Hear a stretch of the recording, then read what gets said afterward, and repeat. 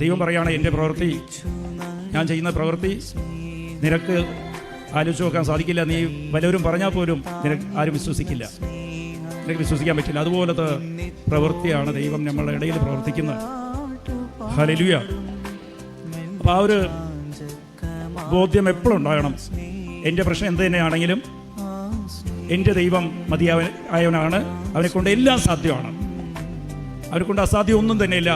അത് ആദ്യം ഉറപ്പിക്കുക, മനസ്സിൽ ആ കാര്യം ആദ്യം അങ്ങോട്ട് ഉറപ്പിക്കുക. ഇത് എനിക്ക് പറഞ്ഞിട്ടുള്ളതല്ല, ഞാൻ പാവിയാണ്, ഇല്ല എനിക്കതിൻ്റെ കഴിവില്ല, യോഗ്യത ഇല്ലെന്നൊക്കെ പിശാച് തോന്നിപ്പിക്കും. കഴിവില്ല, യോഗ്യതയില്ല, അത് അവർക്കാണ് കരുണ ലഭിക്കാനുള്ള യോഗ്യത. ദൈവം കരുണയുള്ളവനാണ്. നിന്റെ യോഗ്യത തന്നെ അതാണ് നിനക്ക് നിന്റെ പാവത്തെക്കുറിച്ചുള്ള ഒരു അവബോധവും അത് അനുദപിക്കാനുള്ള